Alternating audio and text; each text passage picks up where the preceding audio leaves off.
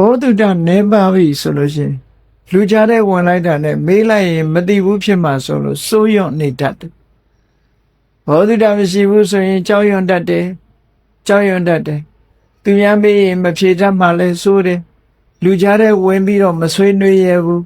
ကိုပြောလိုက်တဲ့စကားကိုမေးလိုက်တဲ့မေးခွန်းကိုဖြေလိုက်တဲ့အဖြေတစ်ခုကလွဲမှားသွားမယ်ဆိုတဲ့စိုးရွံ့မှုတွေနဲ့ပြည့်စုံတာစိုးရွံ့မှုတွေကိုဖြစ်ပေါ်တယ်ဒါကြောင့်မို့လို့ဘောဓုတရှိတဲ့ပုဂ္ဂိုလ်ဖြစ်အောင်လုပ်ဖို့လိုအပ်တယ်ဘောဓုတရှိအောင်ဘာလုပ်ရသောတုတာတုတဝဋ္ဌနီသိကျင်တဲ့စိတ်တတ်ကျင်တဲ့စိတ်ကိုမွေးရ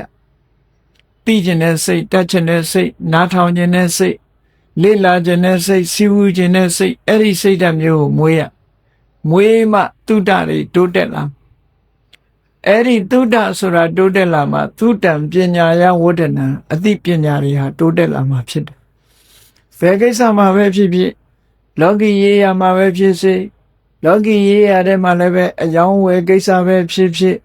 လူမှုရေးကိစ္စပဲဖြစ်ဖြစ်ဘာသာရေးကိစ္စပဲဖြစ်ဖြစ်ထဲထဲဝင်သိအောင်လေ့လာစီးပူးထားတဲ့ပုဂ္ဂိုလ်ဟာရှေ့ဆောင်ခေါင်းရွက်လုံနိုင်တဲ့ပုဂ္ဂိုလ်တွေ